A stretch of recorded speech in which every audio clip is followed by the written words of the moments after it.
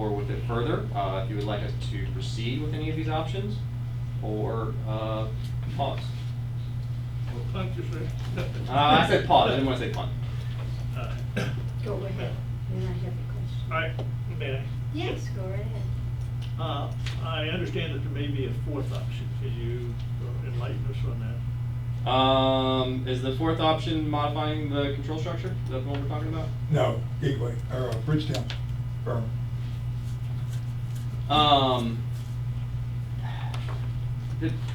Sort of. So, that pond, maybe I should point it to the map. No, it's too small, you're not gonna see it. So, this pond is fed by a wetland. The wetland receives flow into it from the adjacent community, which is Bridgetown. Which is under construction? Part of it is under construction, part of it is built.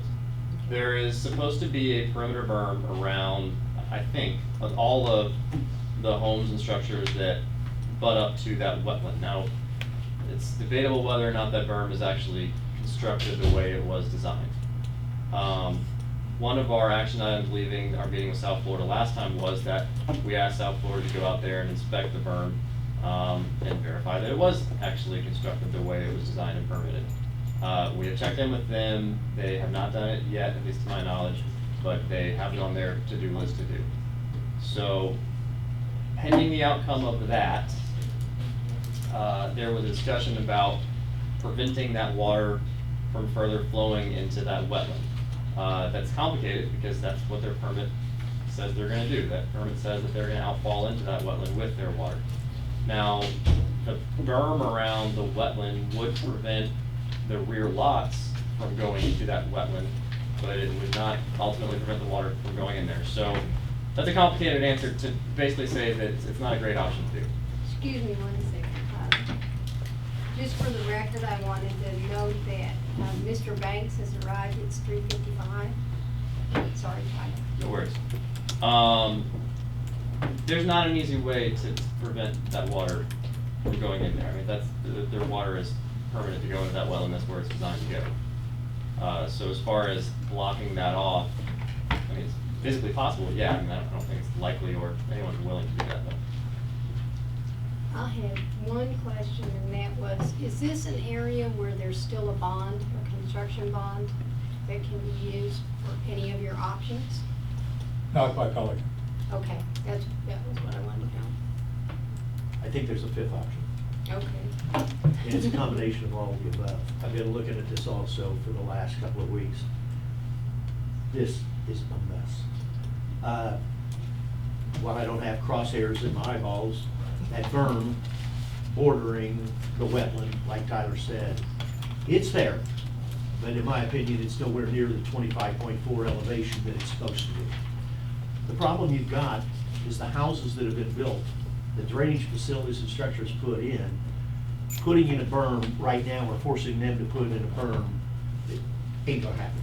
There's no place to put it. The only way you can put the berm in is to encroach into the wetland, or go right up into these people's yards. And so it's just not gonna happen. What I'd rather see, and I agree with Tyler, we gotta have the answer back from South Florida Water Management District to give us a little bit of a leverage.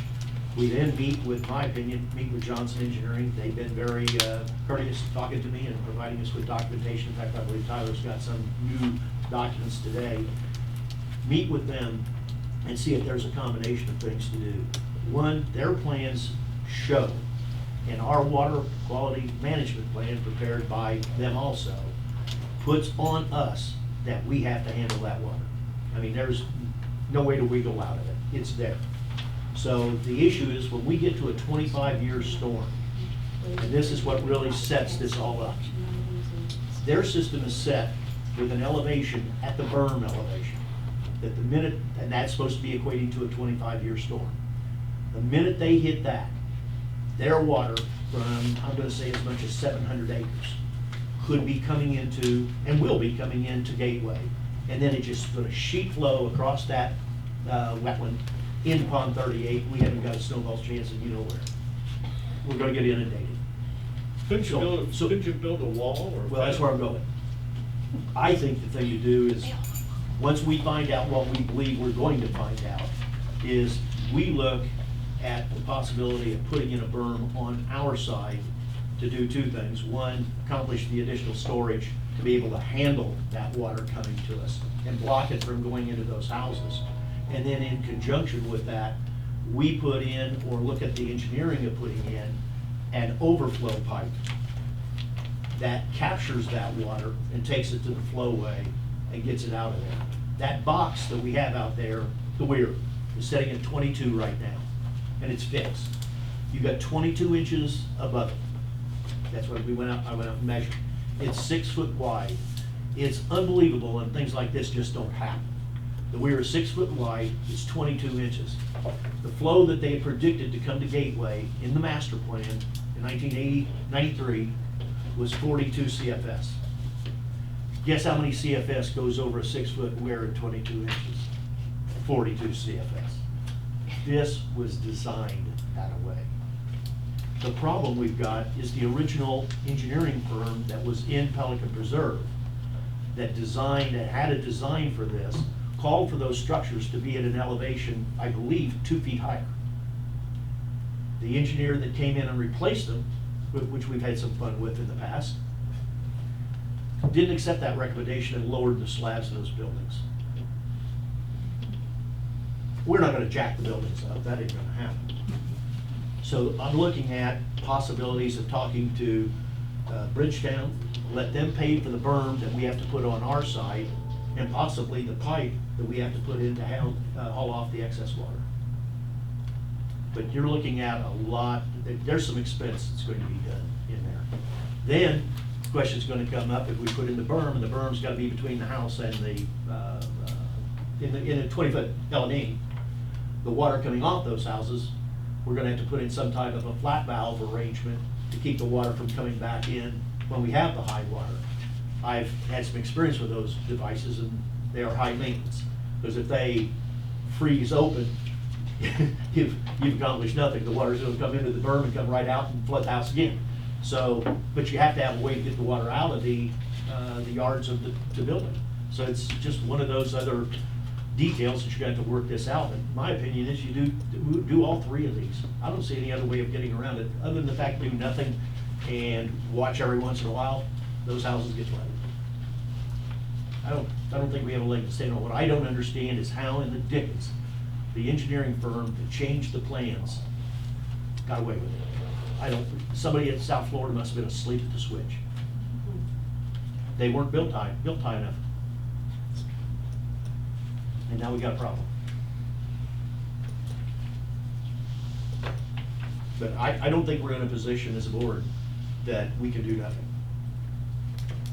So the last thing that I'll leave you with on this one, unless you have more questions for me, is that the one time that at least I'm aware of that this building flooded was the culmination of 2 separate storm events that both exceeded the 100-year recurrence.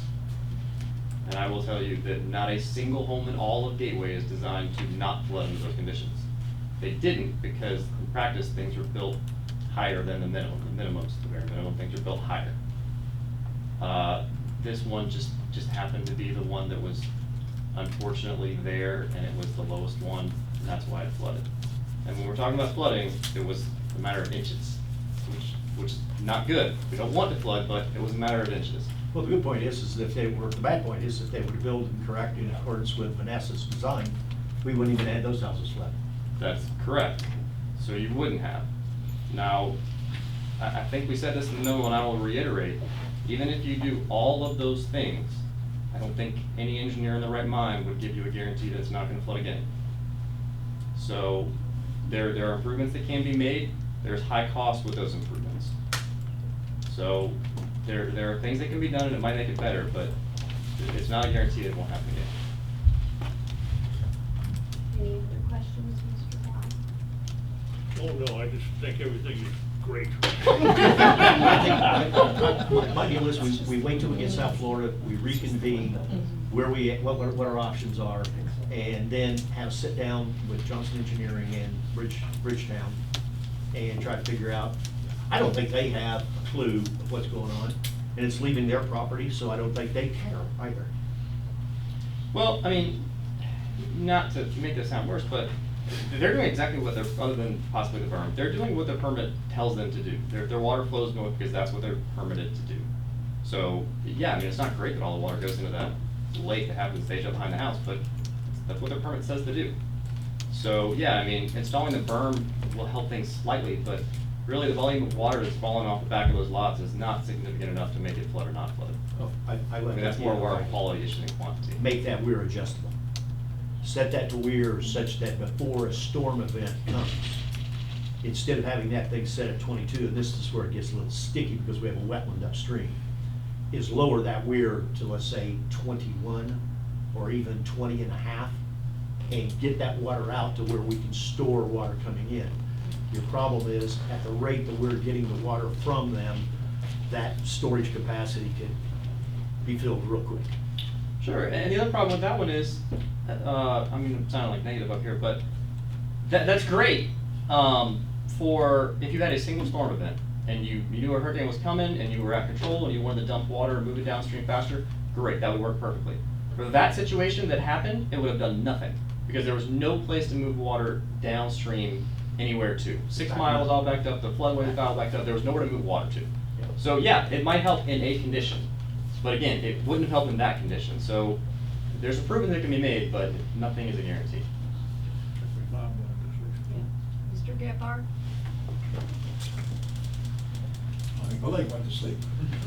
Bob Gephardt, Pelican Preserve, and on behalf of the residents, we've been advocating this through the pond script to get this resolved. And I heard everything that Tyler said with respect, that's the engineering judgment, that's what we want to hear. But the bottom line is, at the end of the day, what I keep hearing is every time we get a big rain, this building's gonna get wet, and that is not acceptable. I hear that the elevation of the buildings is within spec, but it's not in an engineering guideline. They screwed up, it should have been up 2 feet higher. But then there's nobody responsible. You know, over and over again, everything we want to do is gonna cost money, and I realize that it is. But the one thing we can't do is go back and tell these people, every time it rains, you're gonna be wet. And I'm exaggerating by saying every time, but that wasn't a 100-year storm. The building that got wet, the building next to it was only about 2 inches different. So the next time, we might be talking 4 dwellings instead of, 2, or even 6. So we're very, very close. The only thing I know we can't do is to do nothing. I like the idea of the berms. I like the idea of berming up on the Bridgetown side, not behind their homes, but on our side of the entry point of the water coming in. But we have to do something, and I think the purpose of this memorandum is to get a consensus of the board that we should continue working to get this resolved, and I completely support that. Okay? Thanks, Bob. I have one more. Go for it. I'd like to ask our attorney, is there a reason that someone has not been sued as a result of this? Well, if Bob is right, and the house should have been built a lot higher, and I was getting wet, I would sue someone. I'd like to know your professional opinion if I'm wrong.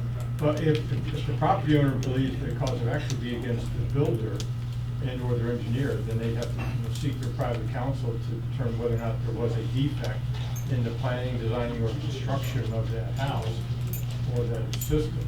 And I think what would be difficult is you have the water management district that is the entity that regulates and permits stormwater management systems, and they have issued a permit saying you can build at this particular design, and your roadways and your paths can be at X design. And so the builder would use that as one of their defenses. Now, if the system was built according to the design, and we have any difference, believe that it was not built according to design? On our side, I mean, on the Pelican side. The structure elevation meets the minimum requirements that was issued in their permit From South Florida. from South Florida. And I don't know whether it met the city's codes, because the city may have a different requirement for building pad elevation than South Florida does, I don't know. And that's, again, that's something that the property owner would have an issue with, the developer, their engineer, or. Okay, well, I don't want to. The 4 or 5 buildings file built- against us. The 4 or 5 buildings that are in question are at a different elevation than the other 30 buildings of this complex. Every other building, am I correct, Tyler? I think you're talking about the control elevation of the lake, yeah. The control elevation of the lake is different than all the rest of the buildings, yes. South Florida is gonna come back and tell you, we do not check every nook and cranny of the submission of plans to verify that the guys complied with all their requirements. They just tell you, you shall do that. And the 100-year flood is the elevation that's set, I believe, the 25 or the 27 elevation that was supposed to be where those slabs were at, and they weren't done. So if you even talk to South Florida, they'll be out the door before you can blink, trying to duck for this. The only choices that group would be to go after the original engineer or the engineer that changed it for faulty design. Well, and the question That's is a what. long time ago. Yeah, and the question is whether or not you would even, number one, have the ability, even though you may not be in privity with that engineer. The other issue is with the party whom they bought it from, the developer, whether or not they built it appropriately. I mean, if it was built at the right elevation, that becomes different. If it was not, that's another story. Well, they were built by the old WCI. Oh, that's even better. And that's what I was wondering. That's I was ollie, gonna ollie, ask. all in free. Yeah. Folded WCR, new WCR. And the engineer's also out of business, it was Vanessa Taylor, so. The There's not a lot of people question left. that, this flooded during Irma, Yes, ma'am. that's when the flooding happened. Yes, But ma'am. there hasn't been any subsequent flooding of these buildings. Correct. Okay, because you said every time it rains. No, I meant a And I was hurricane like, type event. Okay. And rain. Okay. We haven't had many Haven't hurricanes. had much rain for 6 months. I think, Everyone's coming. I'll just state what I think hearing back from South Florida Water Management about the berm is, we do need to know that. Yep. That's my But- opinion. And along with that, I think we should ask South Florida Water Management is, are you aware that structures were not built to the 100-year flood design in Gateway? That's not entirely true. 100-year flood design is 27 or high 26s. Are we talking the homes themselves? Yes, but their permit that they issued says the elevation that they met. So I understand. it's not as clear as yes and no. The house was constructed to the permitted conditions. I should just stop talking. And permanent conditions won't reach 100-year flood. So the next one. I know one thing, when I was working 4 years ago in this business, if this would've happened to me, I'd have Morgan & Morgan knocking on my door. I guarantee you. Storage facility. So this is a bid recommendation or the recommendation of a rejection for a bid for the storage facility. So. Heard about this while ago. You guys are all familiar with what this is. This is the storage facility out over behind the soccer park. It was advertised. There only had one bidder show up to the pre-bid conference. That bidder was the only one to submit a bid to Gateway. It was significantly above what we felt it should have cost, in our opinion of cost. So for that reason, and you only got one bidder and that he proposed to subcontract the majority of all the work, we are recommending that you do not proceed with that bid. If you should choose to take that recommendation, I think the next step would be to re-advertise. We can reach out to some more contractors directly and see why they didn't bid, be it workload or location or whatever. And then we can try to figure out a game plan of if we should re-advertise it on Demand Star again, or maybe through a different method, maybe people didn't get a notification. We can look at some other options, but this particular bid, we're definitely recommending not to proceed. Questions, comments? Dead on arrival as far as I'm concerned. Yeah, Yeah. if you're looking for a motion, I'll make a motion that we cancel the whole idea totally now too. Make your motion. Well, I think the first action would be to make a motion to approve the staff recommendation and reject the bid. Yeah. Like the sole bid. And just as a caveat, and I'm not, the price has gotten out of control for me, I think I've said it before, but if we do nothing at this point, if we just reject the bid, but don't make a decision on moving forward or not, does that give us any advantage on just keeping it out there until at whatever point we do make a determination, whether it's to scale it back or cancel it altogether. Let's start with the recommendation of rejecting the bid. I'd make that motion. Okay, we have a motion and a second to reject the bid as recommended. All in favor? Aye. Any opposed? All right. we Martin, did that. same thing, and Warren didn't quite tell the story as it was. Totally. This started out totally different. Yes, it As did. we all envisioned, this was gonna be a Yes. simple building of maybe a stone lot Yes. back there in the back, Yes. and that was it, dividing it into maybe 80 to 100 lots. Yeah. Yes. That's how it started. Then we had a staff member that, him in the combination with the South Trail Fire Department and staff over at Lee County, took this thing and blew it wide open. I can't imagine why the streets aren't gold paved out there. They ask for everything else. You would think we were building a bocce court. You'd think. Pickleball. My thing is, I don't know, I like the thought of being able to go back to what our original plan was, is putting down some stone out there with a little bit of drainage and being done with it. But with this set of plans we got and the permit that we're getting from them, they're not gonna let us re-step this again. No way. I just think it's deader than doornail. Yeah.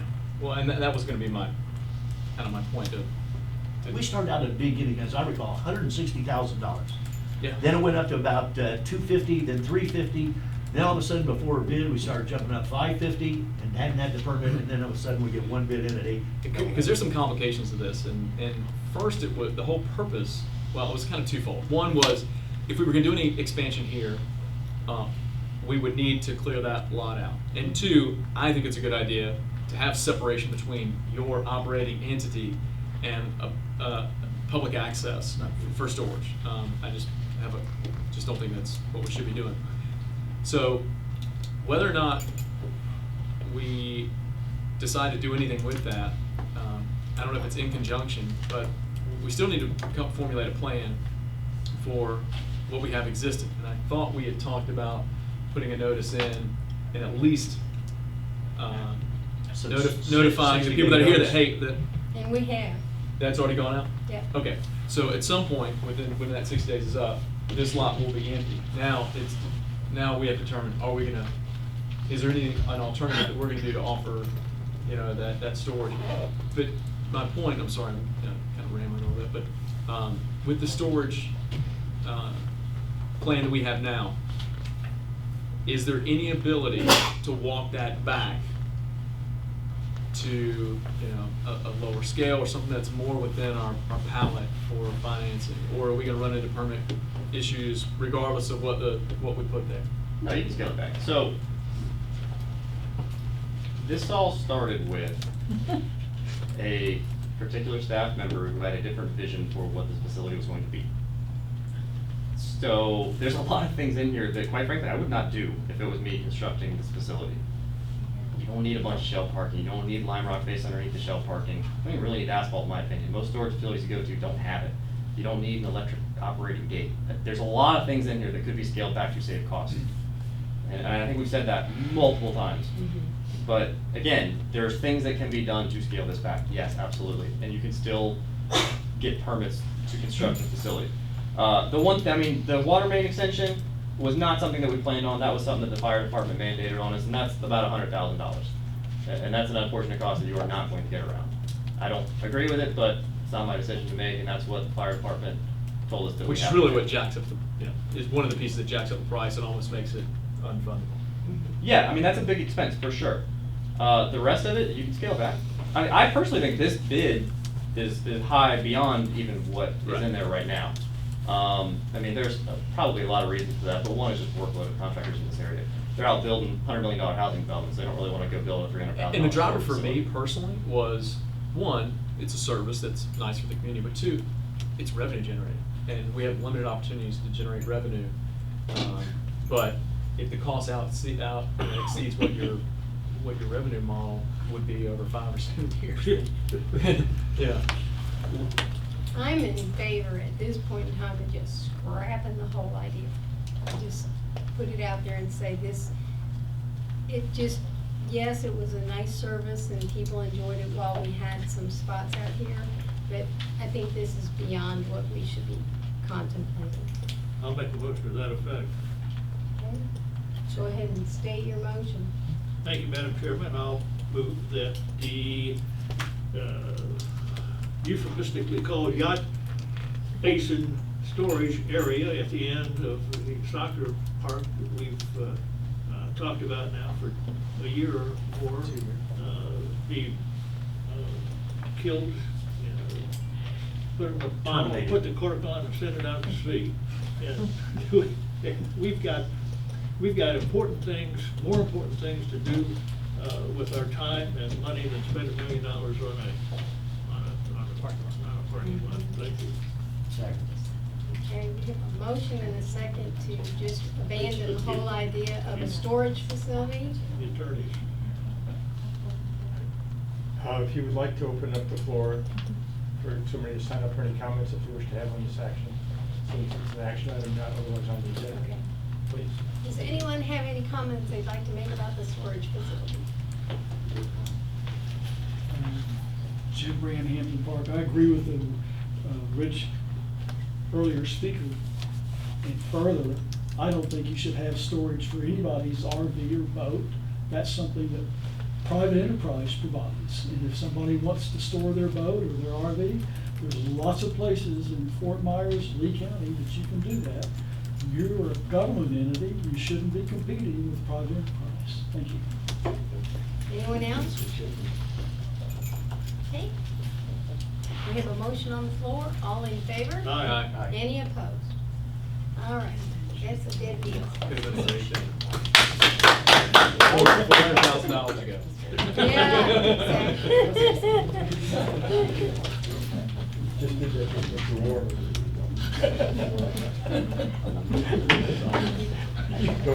I heard there's talk that Stony Brook's gonna put one. We already have one.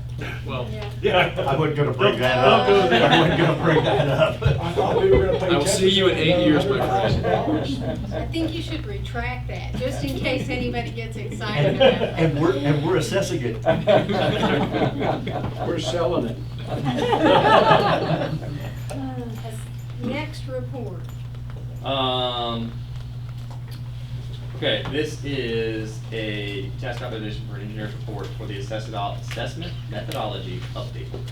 I'm going to apologize to you because I'm not familiar with the law that requires this, but apparently, to make this assessment methodology update, it is required that it be, Tony, correct me if I'm wrong, Based on upon an engineer's engineer's report? report, yes. There you go. It's So. 190.021 Florida statutes. It's similar to what we did as far as the deliverable that we would give you. It's similar to what was done for the bond validation that we did previously for Lake Bank. It's a report that has recommendations that the assessment methodology would be based upon. That's it. That's the task authorization. This would be the same as the report that was attached by Johnson Engineering to the 86 and 93 assessment tables. It'd be a bit different because this deals with. It's more detailed. Well, and this is for the maintenance assessment, is what this is geared to, not a capital program or a bond debt service, but it's for the capital program. That's what this would be geared towards. Because of the fact that I think that we're going to be deferring the change on the methodology discussion for not this year, but to keep it, still keep it alive. But I don't think we have a picture ready at this point in time as to what the scope of the change is going to be. So I would say that we just keep this, hold it until Russ, we have the discussion of where we're going with him. Because the purpose we were rushing this through was with the thought to implement the new methodology yet this year. And I think I'm even to the point of acknowledging that dog won't hunt.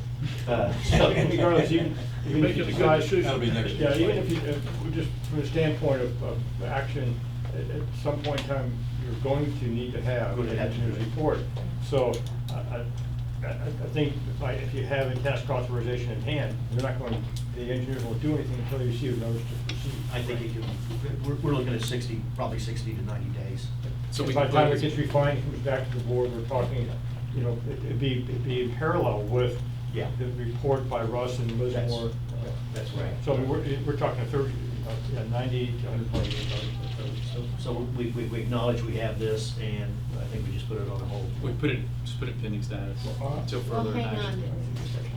to There's nothing he can do at this point in time. We I authorize mean, him to proceed. whatever you'd like for us to do with it, I mean, there's like I said, there's nothing, if you authorize it today, we're not gonna do anything on it until we get further information on what we're actually doing, so.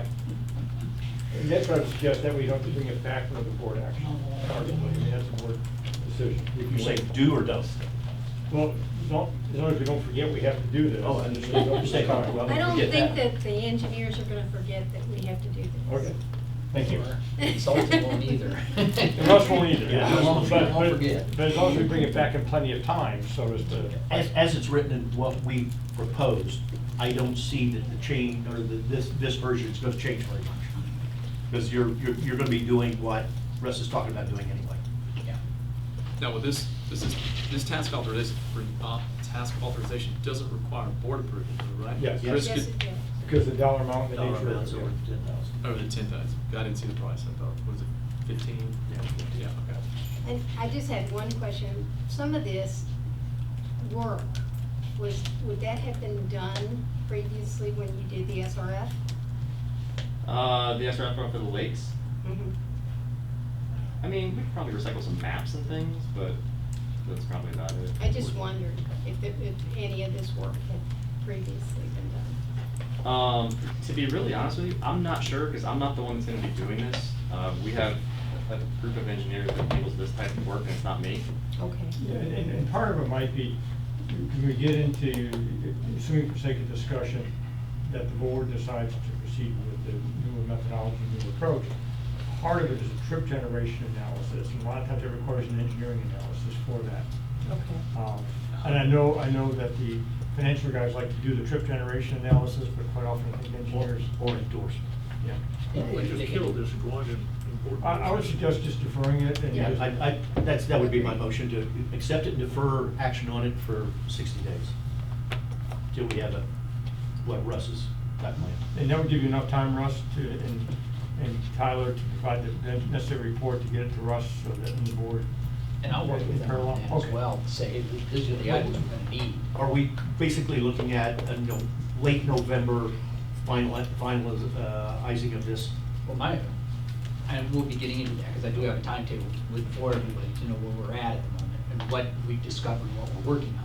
But the ultimate goal is to have the board workshops in early November, and then, I'll bet it start with the public in January.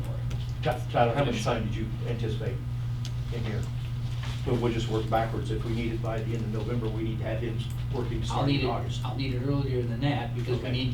need for you to verify the trip generation stuff and that sort of thing, because So that then drives the it could be methodology. in 30 to 45 days. It could be. Okay. If we approve it, then Chris can execute on the go-ahead, and just in case if it happens to fall within, in between board meetings, I mean, it's gotta be done, so. Yes. I go with that. Well, it Do you- sounds like we don't know what they're doing. That's what I'm saying, 30 to 45 days, I think you'll have it, Why don't we talk about the 30 or 45 days? That doesn't bother me, but it doesn't need to be done right Yeah, today. table to the board meeting of Wednesday, first meeting. We'll bring it back next July. month. It's that second meeting in July, I Second meeting in July. think it's the only one we're having now. There's only one in July. I think one was July 4th, so Oh, okay. I think we canceled that. We did.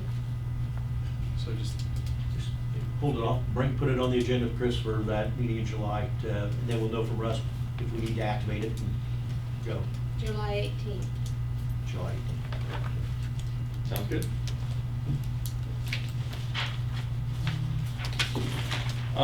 The last thing that we have on there is just the task authorization update. A lot of that we have talked about already. Chris discussed the Lake Banks project. That one is very nearly complete. There's one contractor that's almost done, and then that is it for this year. That reminds me, Chris did mention that he had received an email and some discussion on Lake 83 for future work. So I'll give you a quick recap, at least what I know about Lake 83, at least from a lake bank restoration standpoint. Back when we developed this priority list, this would have been 3 years ago, maybe 4. 4 years ago. It was 3 tiers, right? Tier 1, tier 2, tier 3, phase 1, whatever you want to call it. This one was in phase 3. It still is to this day in phase 3. The reason for that was because it was going to be separately addressed at the time through capital fund, not capital, that's not the right word, but through funds of the district. It was not going to be financed through the SRF program. So as far as the SRF program approach was, this was pushed back into phase 3. I will tell you that had that not been planned to be done under existing funds or separate funds, it would have been much higher on the list. It was in pretty bad shape. So Gateway hired, I think 2 firms actually, to go out and make repairs, and neither one of them have really been that successful. So it should be repaired. I mean, it's probably worse than ones that we're doing right now, quite frankly. So as far as moving forward to get it repaired, I don't know the capability to do it with SRF funds, because the last facilities plan did not include this number. I mean, we can work with the state and see, hey, you know, can we do a different lake than what we had planned and see if that's a possibility. I don't know the answer to that. Or you can just continue to do it as originally planned and just repair it with other funds. But either way, I mean, our recommendation to you would be repaired. It's pretty bad. This next group of lakes that we're getting set to start, I'm assuming next January, February, I'd like to find out from the state if there's a possibility if we could switch out. If we, Well, at the last meeting, what I thought we said is we were going to check to see with the state if they would accept an amendment to the facility plan to bring 80, keep in mind, the facility plan is done and approved. We're doing design, but this pond isn't in it. Right. So to do it, we need to go to the state and verify that they would allow us to amend the facility plan with a minor amendment, add 83, and then put 83 into the mix. So we're working on that, but we don't have a final answer for you yet. Okay. I don't think they do either. That's, that's the quickest way I see getting it to use SRF funds to do that.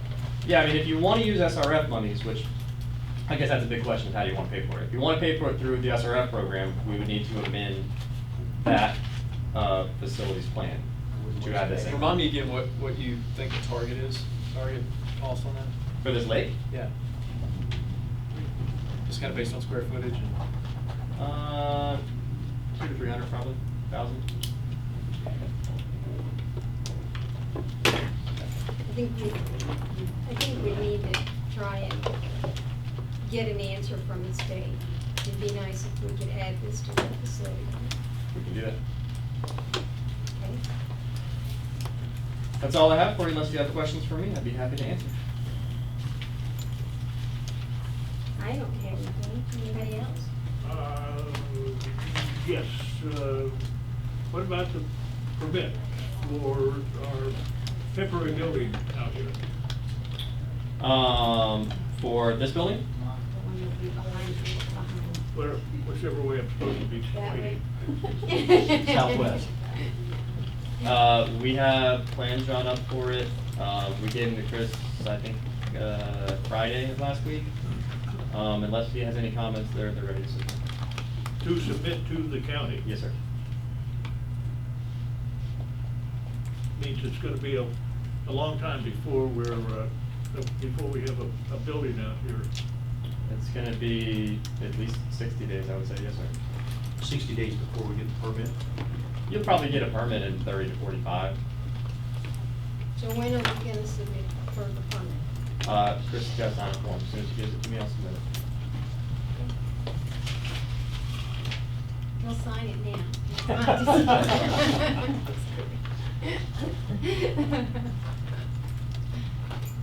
Yeah, the budget that we had a month ago, as I recall, 335, somewhere in that ballpark, was that budget that I'm taking not based on bid, that was based on engineer's estimate? I'm sorry. Chris delivered to the board a complete layout of costs for the purchase of this facility, along with all the other things that made it a project. As I recall, it's 335. Correct. My question is, was that estimate based on a bid, or was that estimate based on an estimate, engineer's estimate? It wasn't one for me. So we haven't bid this project yet. No. It was a straight quote we got from the modular manufacturer on the unit. We didn't put it out to bid. They have a state contract for pricing that we were going to piggyback on, so we didn't put it out to bid. So Building so itself. but the bottom line is the final number should not be too far wavering from the 335. You know, there's minimum utility work, minimum site work, minimum power drop work. Gotcha. What's, FPL is like 4 months out, aren't we? About that. So I was gonna say, the critical path in this right now is currently electric service. We're working on that right now. We have purchase orders already been issued to Bentley Electric to put the drop in, because they're about 12 weeks out. Lots of work with FPL. Yeah. It's underway. It's horrible. Any other questions for our engineer? Thanks, Tyler. Thank you, ma'am.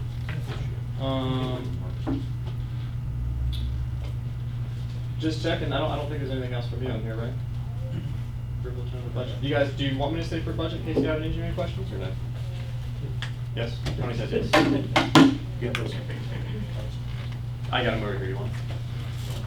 Thank you. Chris, do we need Tyler to stay for anything for the budget, or can we spring him? Spring. Enjoy the rest of your evening, Tyler. Sure. We have a break before we start. That's what I heard. It's been a request for a 5-minute break, so let's reconvene at 4:02.